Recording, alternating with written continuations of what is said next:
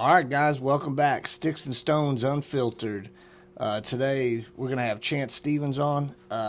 He's got 22 years in the fire service. He's currently serving with Colgate Fire and Kiowa Fire Department. Also on the Oklahoma Disaster Task Force down here in southeast Oklahoma.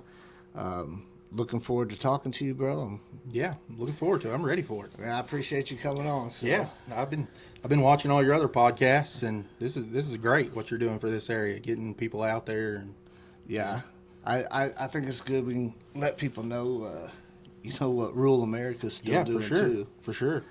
Oh, well, man. So you live in here in McAllister? You live in? I live in Kiowa. In Kiowa? Yep. Okay. I was born here in McAllister. Been raised in Kiowa. Lived there my whole life. Okay. So been there 40 years now. 40 years. Yep. All right. And so, is that where you started your fire service? Yep. Started out there. My dad, he was in the fire service, volunteer side. When I was little, he joined up. He had worked in law enforcement for years, and after I came along, he kind of transitioned from law enforcement over to the correction side and worked at OSP. And I had my uncle and my brother-in-law at the time were both on the fire department there at Kiowa. I had another uncle that was retired from the fire department, and it was kind of one of them. There was a barn burner there in the middle of town one night, and it was kind of everybody in the community came out and helped them. 2-story. It was like an old hotel, brick, rock, caught on fire. And I remember being up there, blocks away, watching all that. And my dad was out there. He went and helped them, and, he was dragging hose and helping them fight fire and stuff. And then about a month or so later, he went to the fire meeting and joined up and brought his bunker gear home. And, I've just been into it since then. So you think is that the fire that actually hooked your dad too then? He had done it a little bit. He had been in the fire service a little bit when he lived in Colorado and he was working law enforcement. So he was kind of already into it some. But I think him going and helping that night and seeing that there was a need for more people, to do this. And that's always kind of been, his words to me always were, somebody has got to be there to help when people need help. And so I'm going to do it as long as I can. I want to be that person, because if my family needs help, I want somebody to be there to help them. Yep, so that's kind of what I've always stuck by, and the reason I've done it probably as long as I have, one of the reasons, Yeah, community service for sure. Exactly. For sure. So how old were you when he brought the bunker gear home, you think? I was probably 7 or 8, something like that. Yep. And then in your blood from then on? Oh, yeah. I grew up there in the firehouse. I mean, I was, from that point on, at 10 years old, they had me in a CPR class, and at 11, they had me taking, back then it was called Emergency Medical Care First Responder, which is what's the EMR class now. Uh-huh. They had me take that class when I was 11 years old, and I got certified. Before my 12th birthday, I got certified. And that's crazy. I didn't even know you could do it that young. Yeah. That is, so, God, what is that, like 5th grade? Or yeah, 4th grade, 4th grade, somewhere in there. That's little, man. Yeah. You had more training right there, more medical training than most of the teachers probably. Yep. There was an instructor that come down. There was a local ambulance service at the time that they sent a guy down that worked for them, and he taught the class. And I was there with my dad and all the other guys, just sitting in there. And he's like, if you can comprehend all this and you can pass these tests, you might as well be up here doing it. So right, went through it, passed my tests, got certified, and then I think I was 13 when I took my first extrication class, and that had me hooked for that. That's been my thing ever since, is extrication. So I got into that.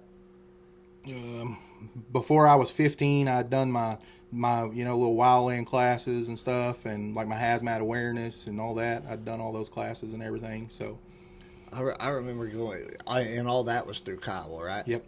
I remember the first wildland class I ever took was down in Kiowa. I think I was probably like 18 years old, maybe 19, and they had made room for, I don't even know how I got in that class, honestly. I might have been on like High Hill Fire at the time, and they made room for 2 guys from the local city department, and I know I was on High Hill actually, to go down there, and we all took the class there. Is it the same fire department there, like same station that it used to be in Kiowa? It's the same station that it's been in all my lifetime. There was an older station before, kind of a block or so over from where it's at now, but all my life it's been right there where it's at. How big is Kiowa? The population is around, it varies, but around 700 to 900, somewhere in there. Yeah, 700 to 900, and you probably don't know the traffic flow through there. It's crazy. 69 highway runs through the middle of it, and then we've got 63 highway that takes in a portion of it, and Union Pacific Railroad. There's lots of traffic through there. Tons of traffic. If you're trying to get to Dallas from Tulsa, you're probably driving right through Kiowa. Yeah, that's the thing about the little cities too. All along the highway, you got Savannah, Kiowa. I mean, McAllister's not necessarily a little city, but then we got Caney, Caddo, all those. Tushka. But they're dealing with big city traffic, all the big chemicals, all the big trucks, everything coming through. So, super important that those little cities get the same training as the big cities, because it's going to be the same accident that happens. Most definitely. You're going to see the same things. So that's cool, man. So you've been on Kiowa for 22 years? Yeah. Well, I left for about a year and a half, and maybe 2 years, and I've just recently gone back a few months ago. Yeah. So what is the response time there for, like, because it's 100% volunteer, 100% right? volunteer, yes. What's the like the average response time for Kiowa? 7 to 9 minutes, depending on where we're going. It's one of them things. It's just going to vary every time, because like you said, everybody's volunteer. You got people that are at work, or maybe at ball games or whatever. They're dropping what they're doing. I know we had a structure fire a couple weeks ago, and the person that called the fire in, she actually timed it, and we had a crew from the time she hit send on her phone till we had an engine company on the scene was 7 minutes. And we had a full legit engine company. We just didn't have one guy in a truck. We had a full engine company that was there. That's good. Yeah. What time of day was that?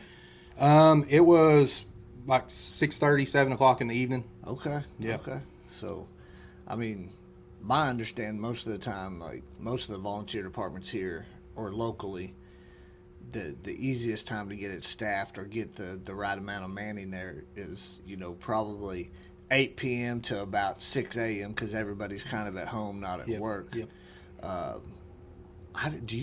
Is there any volunteer department around that's actually staffed full time? Not that I know, not locally that I know of. I don't.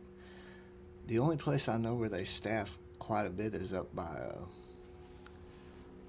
Broken Arrow. I think there's a volunteer department up there that I think maybe they keep 3 people on at the station. So 7 or 8 minutes, that's pretty damn quick for guys coming from home or wherever they're at. Yeah, it was, it's kind of something to be proud of when you make a 7-minute response time and you've got a full engine company that can go to work and do what they need to do. And yeah, I was on a paid department. We didn't make full engine companies. We didn't show up, so that's pretty impressive. Yeah. So schooling wise, like you were raised in Kiowa, is that where you went to all your schooling? Went to school at Kiowa till I went through the 4th grade, and then I actually homeschooled from 5th grade on. Okay. Did that. That was, it was different. It was different for sure, but we got through that. And so do you think the homeschooling might have been why you were able to pass the EMR stuff when you were young? I don't know, maybe. I mean, it's a possibility. Could be. I just keep trying to picture myself in class at that age. There ain't no way in hell I could have passed it. That was one of those things to me. I guess I was different as a kid. I wasn't the one that wanted to be out. I didn't want to be out playing sports and stuff like that. I had that firebug already inside of me. I wanted to be chasing that dream. So yeah, that's what I did. That's what I spent my spare time doing. So. Well, that's good. That's good. Man, did you see that bullshit? where they shot those 2 firefighters Yeah, yesterday. I seen that. That's terrible. Yeah, like what the hell? Like, I did see this morning though they found that dude dead. So I don't know if they figured out, but I'm like, it's been less than a month since they got shot at up there in Tulsa. Yeah.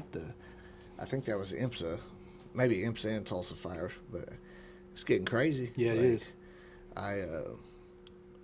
I didn't even see anything on the news until late last night about that. I was like, well, I feel like the news coverage on that was a little lax for a while. I seen a little bit of a press conference where they said they didn't know, at the time, they didn't know who the shooter was, if there was more than one shooter or what. And kind of had a manhunt going on, trying to figure things out. But yeah, I guess a third firefighter was shot too, but I'm not sure if I'm not sure of his condition right now, but that's crazy. I hope he pulls through for sure. Yeah, for sure. God bless those families. That definitely, I can't imagine. Like you don't expect that when for the fire service. Like, yeah, it's dangerous, but you're just not expecting to get in a gun battle like that. No, for sure. You're not expecting to come off the truck and be getting shot at. It was rare back in the day. You'd hear it every once in a while, but now, like, it is getting pretty out of hand for sure. For sure. But so, what about college wise? Did you do any after? Didn't do any formal college, anything like that. I got into working in the water treatment kind of field, so I got my water license, and I ended up later on. I liked doing that, so I went to Rose State College in Midwest City and obtained all my higher levels. I worked up to a Class A water operator license, and that's what I do now for my full-time job is I work as a water operator. So what is a water license? So they consider us public health officials. Okay. So you got to be licensed to do the treatment of water when you're making drinking water, or if you're taking like wastewater and cleaning it up to be discharged and all that, you have to be licensed to do that. Okay. Yeah. There's a whole stack of regulations you have to follow through the state and EPA and everybody else. So. And that was just something you were like, this is it. This is. Yeah, I mean, it was something. There was a job opportunity local there at home that came about, and I got into it, and I enjoyed it, liked doing it. So right. I just pursued that. And I mean, it's got to be a good niche to get into for sure. Well, I mean, it's one of those things that I feel like there's always going to be a job somewhere when you're doing it. So yeah, we're always going to need clean water for sure. For sure. And Rose State College. Now that's right outside of OKC, right? Yeah, it's right there in Midwest City, kind of across from the Air Force Base there. Okay. Yeah. I know which one that is. So we talked about what got you in the fire service way back in the day. Dad brings home bunker gear after you see the huge fire. Yep. 22 years later, what has kept you in the fire service? I think the biggest thing is the helping the community, helping people in their time of need. That's what it's always kind of been about. That was his big deal to me when I was a little kid and he was doing it, and still to this day, that's what he'll tell these younger guys. Somebody's got to be there. Somebody needs to be there to help these people when they need help. So is he still in it? No, he recently got out. He's been out probably 5 or 6 years now. He's been out. Okay. But I've got some nephews and stuff like that have got into it, and he likes seeing their involvement. And right. Well, that's good. I mean, public service seems to be kind of waning with people getting into it. It's one of those things that it's all or none. You'll have everybody wanting to get into it and do it and help, and then it kind of like the new wears off, and it's hard to find people. Yeah. But it's I think that's the biggest thing that's kept me in it is the helping people and helping my community and helping the local communities and stuff. And that kind of that's the hardest part of it too. You're in your community, you're seeing people that you've known your whole life, people that you've known your whole life's kids. Those are the people that you're having to help, and seeing them in those times, it can be hard on you doing that. But to me, it's comforting knowing that I can be there to help them when they need the help. Yeah, especially like who you're saying, Kiowa, like you said, 900 people approximately. Yeah. Like everybody knows everybody, yeah, for sure. for sure. Yep, you either know them or you know their family, or Yeah, you got to watch their kids get raised up, and, Yep. and vice versa. They get to see yours and Exactly. everything else. So, you're on another fire department too. Mm-hmm. So how does that work for you? It's a paid fire department. Well, they're a combination. They have paid and volunteers, and they run 3 shifts. They have 5 guys on a shift. They have a chief that's paid. That he works, Monday through Friday, 8 to 4, and then he fills in wherever's needed. They run the ambulance service for the county, so it's fire-based EMS too. And basically, what I do, there's several of us guys that come in, and we have our EMS certifications, we have our fire certifications. So, as well as anybody that works in the fire department, most generally everybody that does that, they've got a second job somewhere else doing something. So most of the guys that work there, the biggest majority of them, I'd say, have a second job at other things. So when they need somebody gets sick and calls in, or somebody has a family emergency, or somebody taking vacation time or whatever, and they need somebody to fill those shifts, they'll do like a call down for us guys, and we'll pick those shifts up and we'll go in and work.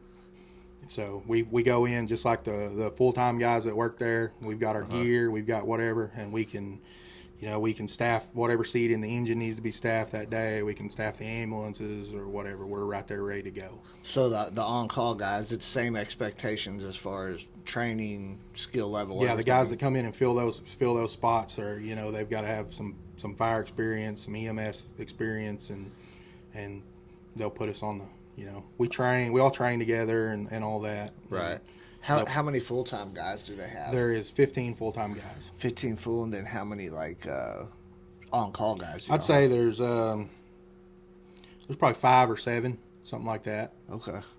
And so that you guys are kind of like running like a SAT sick annual or training fill-in slots. Yeah, that's pretty much what it is. Yeah, it's those, and most generally those spots are unless it's just a all of a sudden emergency type deal.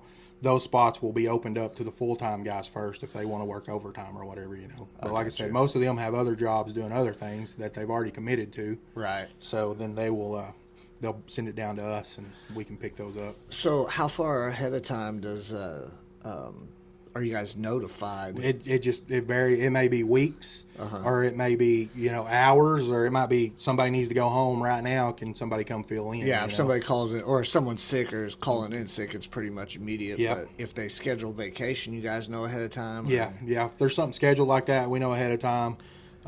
There's some guys that are like going to paramedic school and stuff right now, so their schedules is pretty much set days they're going to need. So they'll, we may know a month or 2 ahead of time that there's going to be some shifts on these days, so people can start picking those up if they want to. I got you. Yeah, y'all's your chief down there. He's very, very pro training. Definitely, he's definitely pro training, and that's the thing with those full time guys. He wants them to pursue whatever training they want to do. So he works with them to, like the guys going to paramedic school. He works with them on all that stuff. Whatever he can do to help them out. Yeah, that's huge when you. It definitely is. You got administration that's pushing you to actually go train and stuff. And I know I've seen some of your stuff on social media, and recently even in person, your chief actually showing up ready to train. Yeah. So it's been. When we train, he's usually the first one with his gear on, and he's right there in the middle of it. He don't back down from any of it, and he's not one of those that's shaking his fist saying y'all need to be out there training, get out there and do it, and then you don't see him again. He's right in the middle of it. Yeah, not a boss but a leader. That's right. Which is that's exactly right. I'm blessed to say that in both of my working there and at my full-time job that I work at, I've got great leadership at both places. Those guys, I've had some bad leadership in the past. I've worked for people like that, and you don't understand until you have a bad boss what it's like having how good you really have it with a good one. Yeah. I definitely, where I'm at now working versus where I was is it's a breath of fresh air. Yeah, it makes it different. It makes it you go from dreading to go to work every day to being ready to go. And yeah, exactly. If you I mean, nobody's really waking up like, man, I can't wait to go to work today. But it is nice not to be like, son, I can't believe I got to go back to this place. Exactly. You know? Well, like, I could remember guys at my old department like counting the days down, the months down. You know, it's like I got 9 months, 3 days, and a couple hours. Yep. You know, like, but well, so tell me. I always ask everybody about like training. Like, what's kind of your cup of tea on training? Extrication has always been my thing, just because I got into it at a young age, the training part of it, and then we ran growing up in that volunteer department. You know, I say growing up, coming up in the fire service side of it, we ran a lot of extrication. Yeah. It was constant. When I first got in on the south end of our county, if there was something that needed extrication, we were the only department down there at the time that had tools, and we ran anything wherever it was on the south end, we would run on it. Yeah, and by south end, I mean you guys are literally what? How far are your city limits from the actual south side of the county? The county line is it's like 5 miles now. The city limits used to go all the way out to the county line, and they de-annexed some of it. So it's like 5 miles now to the county line. But you still run all the way to the county line. We'll go past the county line because we do mutual aid with the other department because they're so far down. Yeah. So we run mutual aid with them. Same way, pretty much. It goes back to staffing on the volunteer side. The departments down there now that do extrication still, they have a hard time with staffing just like everybody else. So we will auto aid or mutual aid with them on anything that goes on pretty much. So who is the next one down? Is it Stringtown? The next one from y'all? Okay. They're the next one. There's a little bit of area on the highway there that Wardville takes in, but they don't do any kind of extrication or anything like that. So if it's a wreck, it's going to come up from Stringtown. Wardville's a ways from the highway too, right? Yeah, they're several miles back off the highway up there. Yeah. So a lot of your extrication, I'm assuming, correct me if I'm wrong on it for sure, you guys got that highway coming in, and was it a lot of big rigs, a lot of semi stuff? Yeah, there was a lot. There's constantly semi rollovers down there. There was a lot of that. There's been semi versus semi head on down there. We've seen a lot of that. We've seen, I hate to say it, but pretty much anything you can name out there on that highway, we've seen it. From, cars up to buses to semis to whatever, and then we've seen the car versus train through there. And the car versus train around here always, it just comes out of nowhere too. Yeah. Like I think I worked probably 3 semi versus train, and 2 of them where the semi driver stopped at the track, but it was just on a slight decline, and they thought they pulled the brake. And 2 of them I worked when the semi actually ran into the train. They were in the sleeper part getting stuff out of the sleeper. Ooh. So like what a wake up call when your semis run into or your semis run into the train and it's ripping the bumper off. But the semis usually they fare a little better, but I mean if they get hit by the actual locomotive, that's no bueno. And then we did a couple sometimes they get hit, and I'm like, how did that even happen? Like, did you not see the train? You didn't hear the train? Like, I actually there was a train that was stopped at a crossing one time. The arms were down, lights were flashing, everything, and a person ran into the side of the train. And how does this happen? Yeah, exactly. Luckily, they weren't hurt. Nobody was hurt in the whole deal. There was no, major issues, but. Yeah. When I was, golly, let me think.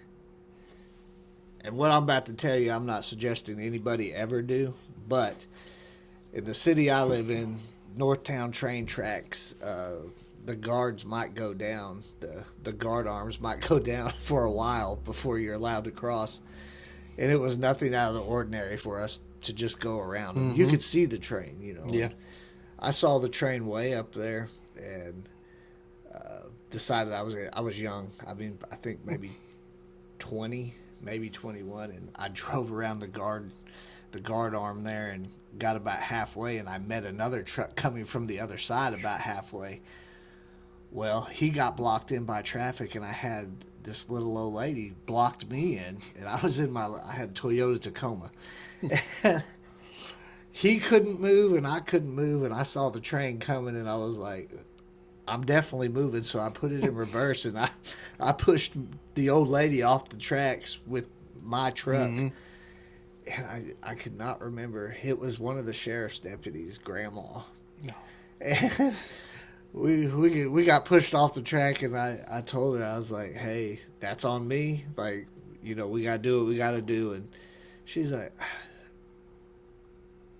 I wish I could remember his name, but we called him anyways. And he's like, what happened? And I told him, and he's like, Grandma, what were you? And I said, bro, this one's on me. Like, I shouldn't have went around the track. She shouldn't have went around the track, but I'm going to take this one. I'll eat it. And he's like, okay. And it didn't really damage the car because when I started pushing her, she kind of panicked and just let off. Yeah. And so there's a couple little scratches, and of course, he knew all my information, and it ended up not going anywhere. They didn't even want the scratches fixed or anything. Yeah. But that was the last time I drove around the guard thing. So don't do that. Anybody out there listening, just wait for him to go up. You don't want none of that training. I promise you. We can't win. No, it's crazy. Did you ever see the train when they? I don't even know what the hell they call it when. I don't know if they're blowing extra heat off or what, but the flames are coming out. Yeah, I've seen that before. I don't know what they call it, but I've seen that before. We had one coming down the highway just north of Savannah, headed to town, and it was doing that. People were calling like, we're like, well, hell, stop that train before it gets to town. We don't want it on fire in town. And, yeah. We didn't get it stopped. But it was an ordinary thing that they did. Yeah, it was normal, something they did. But they came all the way under Carl Albert, that bridge right there, doing it all the way underneath that bridge. And, I mean, flames and smoke. And I was like, but then when we figured out it was normal, it was kind of like, well, can you do that when you're not close to the city, like out in the middle of nowhere? Might be nice, but...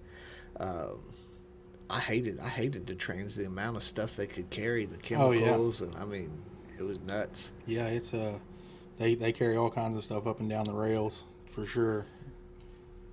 But so extrication, did you take most of your extrication through like OSU? Or? I done a little bit through OSU, and then I took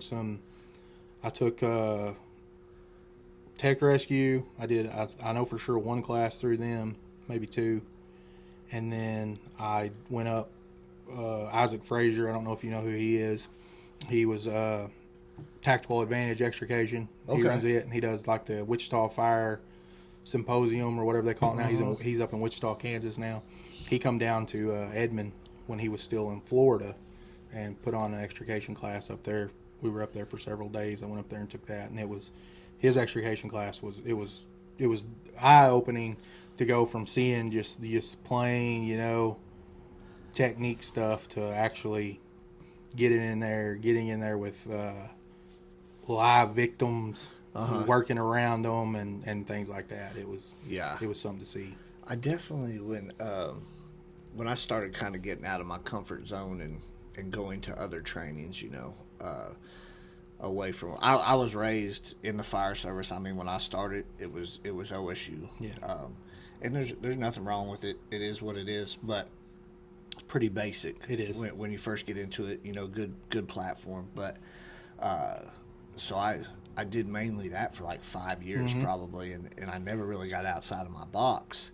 And then when I finally started going to these other places and I was like, holy shit, there's other techniques to it, because I'd learned the same 10 basic techniques in every class, and I'd go to A, I'd go to B, or what are we calling it? The names have basic changed. Or intermediate or advanced. Yeah. I mean, super duper, I don't know. Yeah. But Florida's actually where I got to my first extrication class, where I was just like, oh my God, like I wanted to eat it up. Like I was like, yeah, that's the way it was. it was eye opening to say the least. It was completely different than some of the stuff that I'd been taught, and It's and it's so important too, and that's I know they require. Is it fire too, where you got to have extrication now?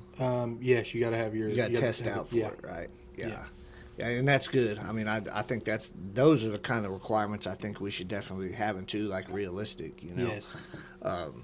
And that's something that's going to help the rural fire service too. You know, I do wish there was more trainings out there with low manpower. You know, like it's not everybody's going to show up with 8 dudes. Nope, you know? they're not. That's the thing. You're lucky you get there with 2 guys, maybe a third set of hands. You know. Yeah, yeah, and you've got to do everything that the large, metro departments have to do, but you're doing that with 3 dudes, and you might have two deputies or 2 local city officers, or and I'm Some farmer that stops wanting to help. hey, if you got some training, or I can at least trust you to be Yeah. down there and at least keep traffic off of me. I mean, like Yeah. that's if I can get somewhat comfortable with what I'm doing, I can do it a lot quicker and a lot safer than if I'm having to look over my shoulder every minute.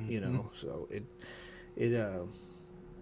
outside the box training will help you a lot. Yeah, it will. It's a definite asset to anything like that you can do. It'll turn it around for you. You're also a big fan of Swiftwater. Yeah. I mean, I'm not a big Swiftwater certified guy. I go with the Swiftwater team and help them. I'll help with the logistics side of stuff. I'll be the team medic or whatever needs to be done. I'm just like the basic shoreline rescue. That's the training I've had on the Swiftwater side of it. Okay.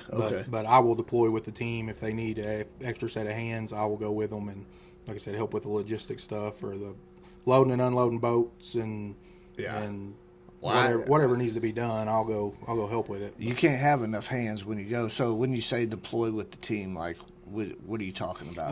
The fire department that I work for part time, it's in a different county than what I live in, and they have a county.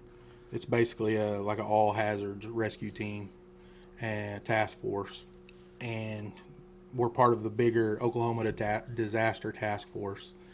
And we'll do deployments in county. We'll do deployments in state. I went to Hurricane Milton in 24 in Florida. I went with them down there. We deployed for it. But we have, we're made up of guys they're not just in county. There's several different counties around that guys are on that team. And we do swiftwater rescue. We do wilderness search and rescue. We respond to tornadoes and things like that. We'll do search and rescue and recovery or whatever needs on that. There's guys that do like incident management team when needed, drones, wildland firefighting. It's basically an all hazards team, and not everybody is certified in everything, but we have guys that are certified and make the team up. You guys have a big enough allotment of people that you can pool to actually bring together a specialized team. So that's good. And you guys are pretty big now. I mean, it seems to be growing. Yeah, for sure. I don't know exactly. The Oklahoma Disaster Task Force, it's got pretty huge. I mean, there's multiple counties that are involved in it, and it's got all kinds of resources. I know like Wagner County, Pittsburgh County, Cole County, Atoka County, the Pontotoc County, I want to say.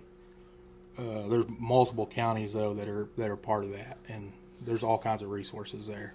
Oh, the department you're on in the other county, like you guys, I've never stopped at the station, but like I've been by the station. It was pretty impressive, like the amount of equipment you could just see by driving by. Like, is that because the chief has been going through to get that stuff, or how do you think? Man, I don't honestly. They've had all that equipment since I've got there, but I would say that the reason behind that is because of the chief. The chief being proactive like he is, and he wants to be able to handle anything that comes his way. and that's, they have a heavy rescue truck that's got everything you can imagine on it.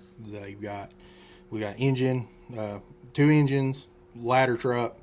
We got the heavy rescue truck, and then we've got brush trucks, and then we've got rescue boats and just whatever you can think of over there. We've got it. That department can handle. I don't want to sound cocky or anything, but that department can pretty much. Those guys over there could handle about anything that gets sent their way. Right, they'll be able to handle it right there with their own people. That's pretty impressive too, considering it's rural Oklahoma. Yes, it is. Like, it is rural. And you mutual aid with several departments down there, or how's that? Yeah, work?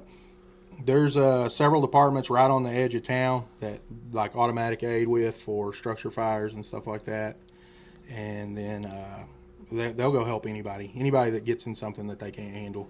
They'll go out of county if they have to. They'll go over into Atoka County or over into Pontotoc County or wherever they'll go help. I got you. They have a good working relationship with most everybody around. Yeah, that right there can't be that. You can't underscore that enough. No. Like if you have a good working relationship with your neighboring departments, Mm-hmm. like it increases the stuff that you can do and what you can handle. Like That's one of those things that you're not always. The people on the departments aren't always going to see eye to eye. They're not always going to agree on the same things, but you got to be able to put all that aside and come together and work, and accomplish whatever the task might be. And that's pretty much the way it gets done there. It's everybody comes in and they dig in and take care of whatever it is.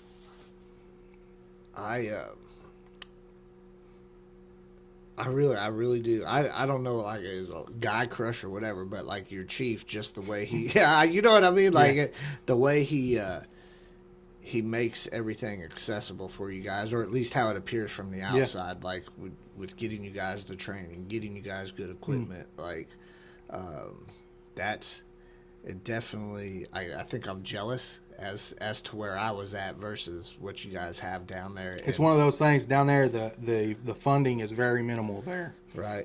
Being as small as they are, and then they've got the ambulance on the side of what the kind of expense that running an EMS is on top of that. And as far as like the county, like county tax funding or anything, like it's very minimal over there. Yeah. Compared to what it is in this county. Yeah, and that's what I guess that's what impresses me is that I know there's not a lot of funds coming in there, but hell, you guys have a huge training tower now. Like how big is that thing? I don't even get me to lie to you on the exact size of it, but it's huge. It's 3 or 4 stories now, and then it's got the big rappelling tower that they put in. So it started out. I don't know exactly when they first built it. They've had it for years, but they've came in and added things after I've been there. And he's always talking, the chief, he's always talking about, I can't wait to get this done and get this done. And to see all that, start coming into actual being there and being able to use it, it's something to see, because a lot of chiefs, I'm not saying anything bad about anybody. A lot of chiefs are like, oh, we're going to do this or we're going to do that. And it don't ever come to play. Yeah. And talking about it is different than being about it. That's it. And that's one of those things he couldn't just take money over here and dump into that. So there's been a lot of donations that have gone into that. There's been a lot of people that have come out there and gave their time working on it. There's volunteers from the department that have come out there and gave their time to work on it. And people have donated materials and everything else to make it what it is now. Yeah. So the culture at that department, like, you think it's pretty good, or? Yeah, I'd say nowhere's going to be perfect. Nowhere's going to be 100%. I don't care where it is. You're not going to be 100%. But I would say they're the biggest majority of that department. The culture is they're aggressive. They train. They are all in it for the right reasons. So I'd say I'd say 90% of that department. The culture is great. That's awesome.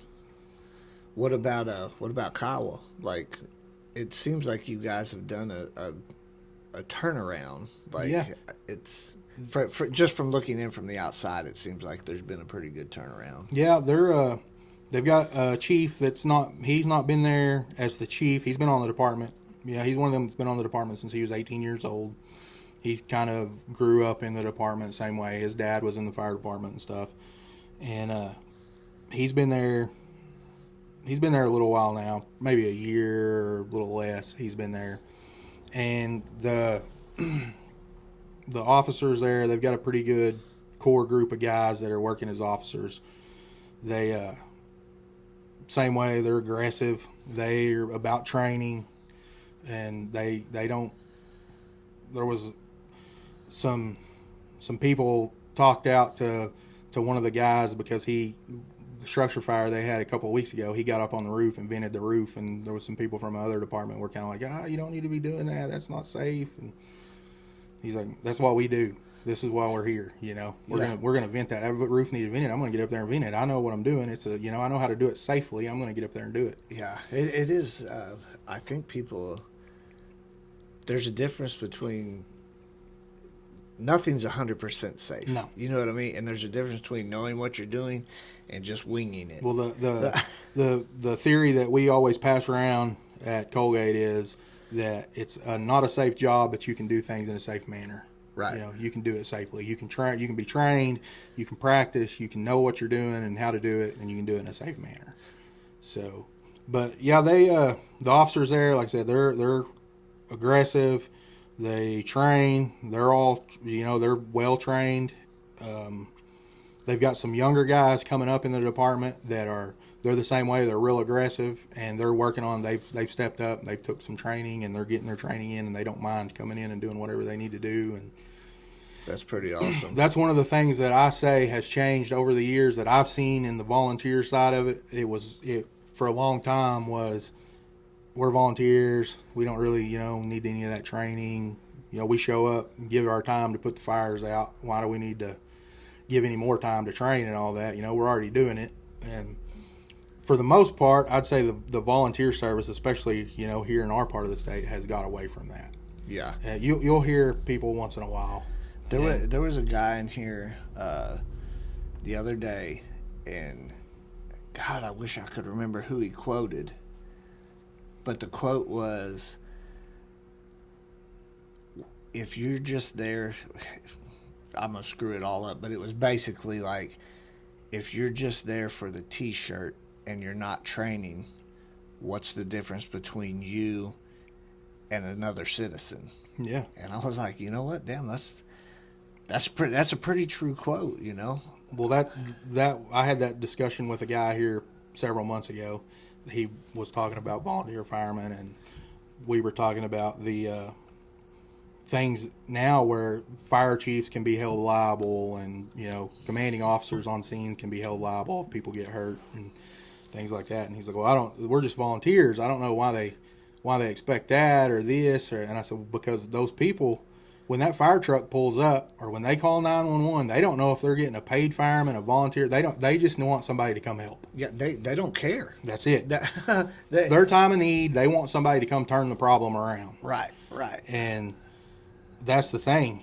That was, it's a corny saying, but the fire don't know when that fire truck pulls up. It don't know if it says paid fire department or volunteer fire department on the side of it. It's the same fire, Yeah. And the victim trapped in a vehicle.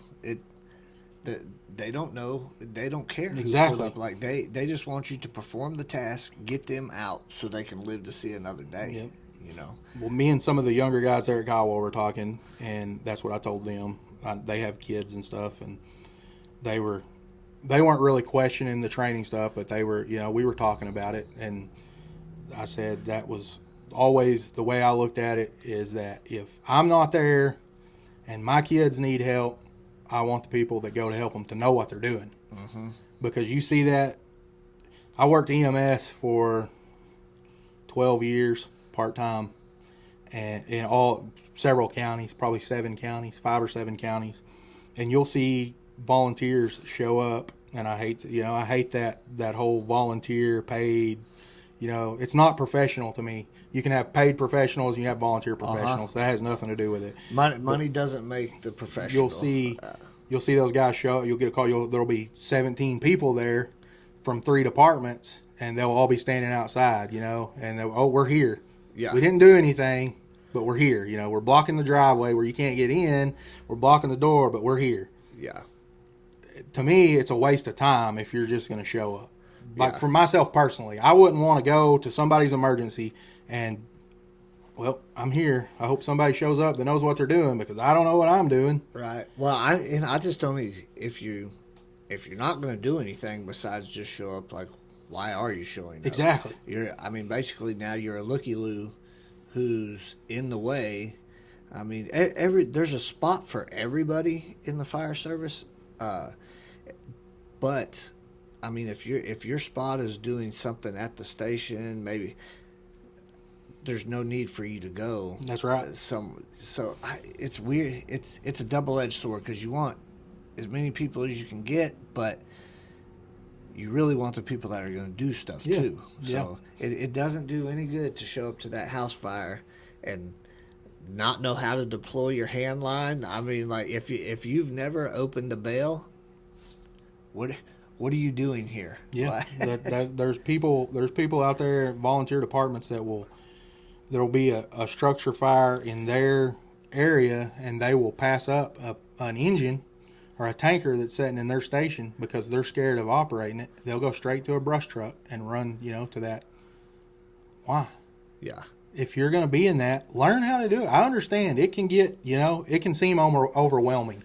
Right. You got a full-time job, you have kids, you've got this, you've got that, whatever. But you want to be a part of that fire department, then come in there and learn how to do it so you can actually be a part of it and do something, that's going to make a difference. Yeah.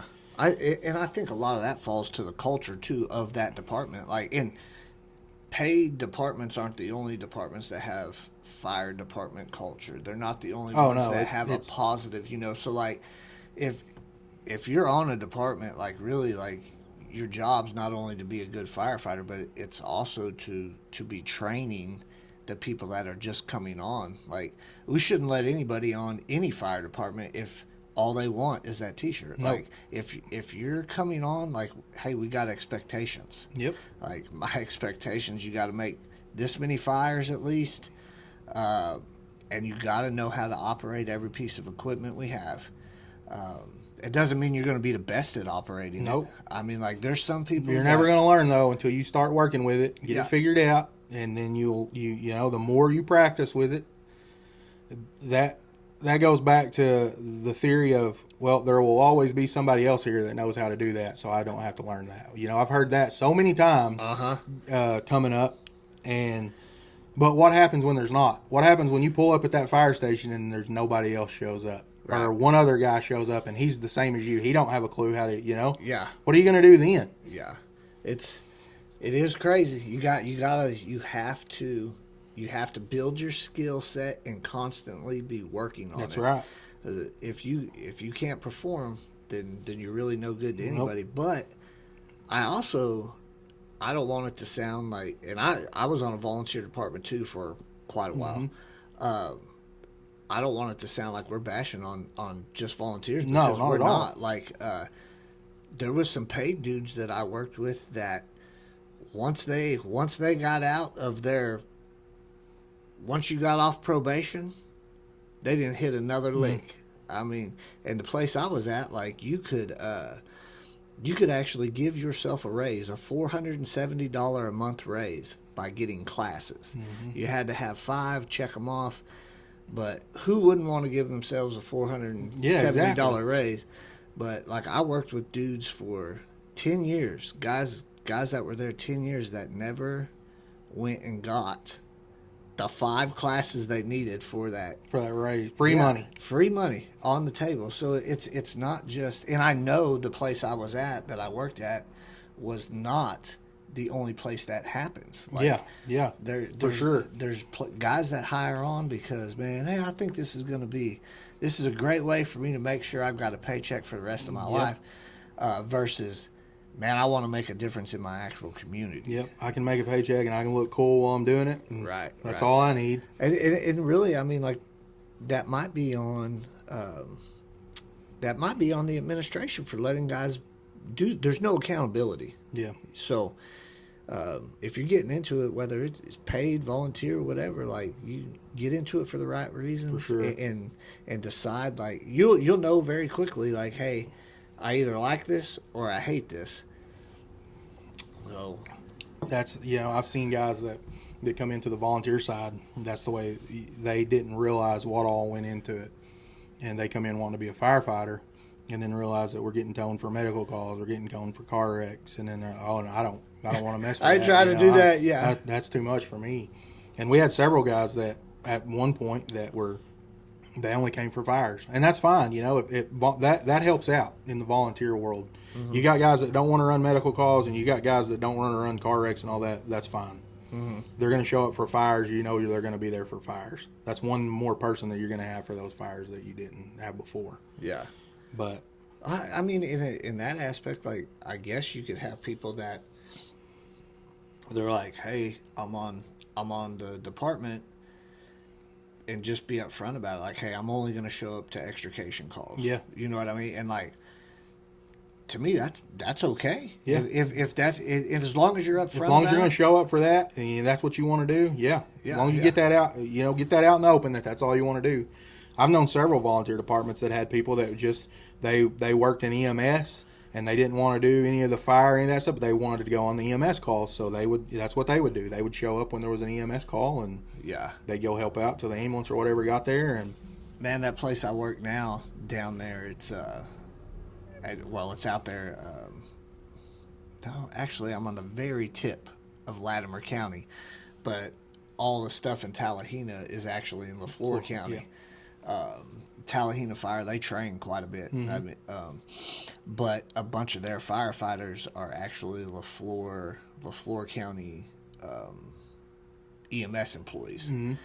And it's kind of cool down there because it's going to be the same people that are on the ambulance that are going to show up for those calls. So it's like, even when they're not on duty, you still got the same group of guys that are all helping each other. Mm-hmm. So it's servant heart, Yep.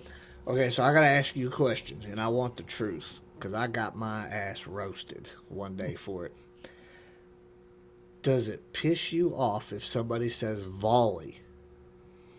I'm at that point where I guess it's an age thing for me that as I've got older, none of that stuff, that don't bother me. The volunteer, the volley, none of those terms, ambulance driver, none of those terms bother me. None of it. I said it in a group of people one time, volley, and I mean no disrespect by it. I'm just, to me, that's a term of endearment. Yeah. You know what I mean? I'm like, if I didn't like the guys or didn't want to be around them, I wouldn't even have said nothing to them, But, so if anybody out there hears me say volley, there's no disrespect by it. It's just what I say. Like, I think in the volunteer side, there's a lot of people that wear a chip on their shoulder, and they have they've been around. I'm not going to say all paid guys are like that, because they're not. I know a lot of paid guys that are easier to work with, than other volunteers. But there's a few people out there in the paid world that, when we commingle on big scenes and stuff, where they have that attitude about the volunteers, and that kind of puts a chip on some of the volunteers. That puts a chip on their shoulder, and I guess I can see that. Like, that's I never really thought about that. All right, brother, we're back. Had some technical difficulties. The hammer. What the hell's a hammer? The camera overheated, so we're good to go now. A little toasty down here today. Just a little bit. So, anyways, we were talking about training and getting outside of your box, and some of the awesome training that's actually available in Oklahoma now. You were saying, the Fools chapters, Oklahoma City and Tulsa both. They got guys right there. They're doing great classes. They're covering all kinds of topics. You can go up to those, and you can. I think it's pretty cheap to go to them. Some of them's like $25, and there's some that's like $50, but they give you your lunch and all that stuff too when you go. But they're bringing people in sometimes from other places, or they're guys there. They got a core group of guys that are teaching, and this some of the best training you're going to get in this state. And then another group is they partnered up with I think it's the McCurtain County Firefighters Association and the Bigfoot Fools down in the far southeast part. They have a conference down there. I think it's Last Out Conference. And they brought some kind of big name instructors in. I went down there for that one. It was the first time I went to it, and it was great. It was a great conference. You know, they had those guys in there. They went over a couple different. There was some hose handling stuff, and then there was like some Mayday type stuff and search, and it was good. It was a good training, and not the typical kind of stuff you're going to find around here close by. You know, it's not your everyday stuff you're going to see. I definitely the Fools chapters.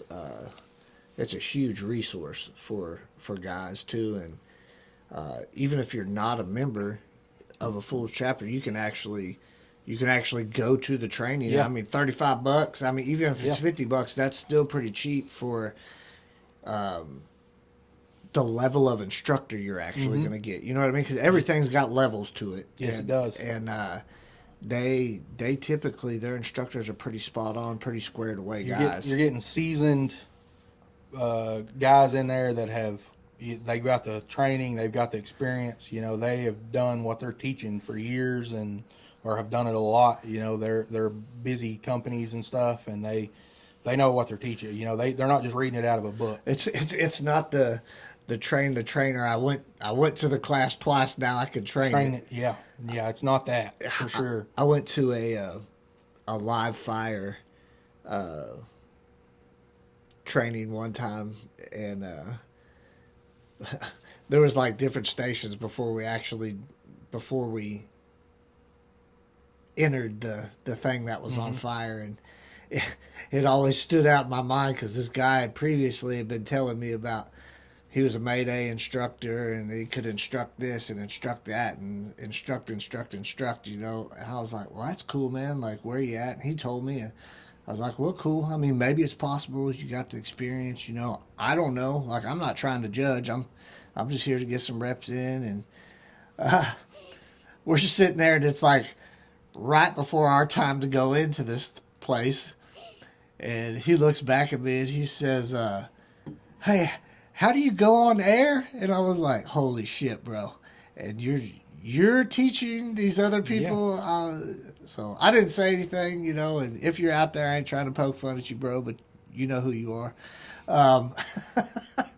If you can't do it, you probably shouldn't be teaching That's it. That's it for sure. But that's definitely not how it has been, like, with my experiences with the conferences that I've been to with the Fools guys that are active. They've been squared away. I haven't got to the one in Oklahoma City yet. I know there's one coming up, like maybe September. Yeah, I'm hoping I can at least get into the lecture part or something. But I have several of them up in Tulsa, and then a couple down in Florida. OSFA, their conference that they have, they bring in a bunch of guys that are, or they've started bringing in a bunch of guys that are real good. Yeah, you know. Yeah, so, they from what I seen last year, it looked like they're using a lot of the Fools guys too for a big portion of that. Yeah, and over by Little Rock, they're doing the First In conference over there. There's a guy over there that's got that started, and they have a few local guys, I think, that teach stuff, but they're bringing in a lot of big name presenters from other departments and areas coming in, and they do it in September also, and they do like a 9/11 ceremony on the first day, and they have the whole pipes and drums and everything that comes in. And how about the pipes and drums? Like, the first time I was ever anywhere and they actually came in playing, I still get chills if I'm in person, and it's like, damn, when you're at a conference and you hear the bagpipes playing and that drum coming down the hallway, I mean, like, you're going to hear a lot of hooping and hollering, and then everybody's going to be quiet when it gets in there, and then a bunch of hooping and hollering afterwards. You know? It is, it's something, you know, just to hear it or to see it, you know, on a video or whatever, but seeing it in person. The first place I ever personally seen it in person was at a firefighter's funeral. There was a captain from Claremore that passed away, and a bunch of us went up for his to be in his funeral procession, and they come through there, and it was just like you said, it'll bring chills to you and tears to your eyes and everything else. It's something to see for sure. It's crazy. It definitely will. you're just gonna feel something different that you Yeah. haven't felt before. At Yep. least it was for me. It Yeah, was just like, definitely. man, damn, like you get a sense of pride. It's almost like you're ready to go to battle. Yeah. I mean, like it's Yeah. like shit. I'm ready to tear For somebody's sure. head off right now. You know. Um, but the other thing about those conferences too that I think a lot of guys don't get to experience is the actual brotherhood that happens after you get out of Yep. class, when everybody meets at the restaurant and you're socializing and what you actually learn during like during the social Yeah. hour, you Yeah. know, because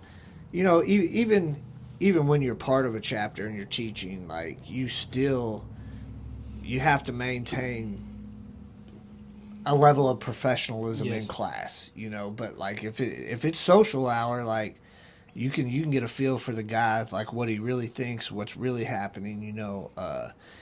And I definitely learned tricks that I didn't know. You Yeah. know, guys they'll give you some more nuggets of information that you didn't know. Yeah, for sure. You can sit down. I did the state fire school. Went to I think they called it a fool's bash or something afterwards, you know, and sat out there with those guys. Went to a little like a little brewery. They had an outside area where they had live music and stuff, and sat around out there with those guys and smoked cigars and just, you know, talked about stuff at their departments and at my department, and it's good to you get a feel for what the culture is like where they're coming from, and you can compare it to what the culture is like where you're at, you know, and see kind of the difference in things or the similarities even, you know. Yeah, you could say it's almost like a problem solving session too, because you can see like their culture, like what's the issues that they have and how have they resolved it, or how are they trying to resolve it, and the difference between the departments. You may have already fixed it at yours, but you need something. So it's definitely I compare it to, like, at our department we have what we call the round table out in the truck bay. You know, it's kind of like that. It's kind of sitting around the round table in the bay, only you're with people from other departments, and everybody's throwing their problems or their likes and dislikes and everything out there, and you know, you're all working on them together. yeah. I definitely like get outside of your box. To the guys that are out there listening, get outside of your box. Can't say it enough times.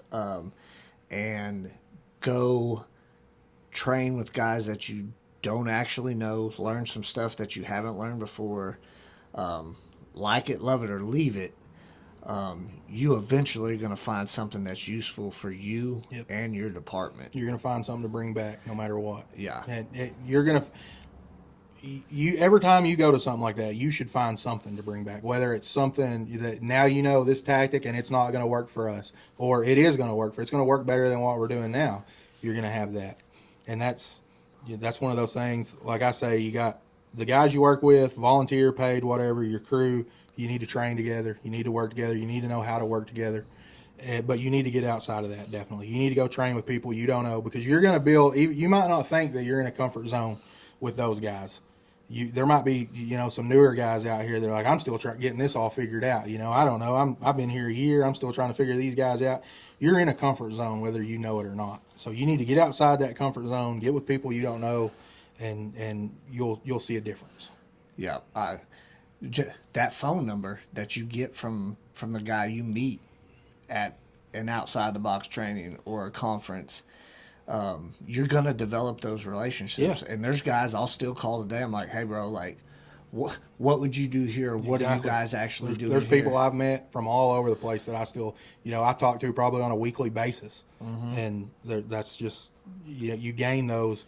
You know, that's more that brotherhood and culture thing. You know, you gain those relationships with those people, and that's just another asset for you. Yeah, to me it's what makes the fire service like as great as it is, because you're gonna get brothers from everywhere. Like, you're gonna be closer to some of those guys you meet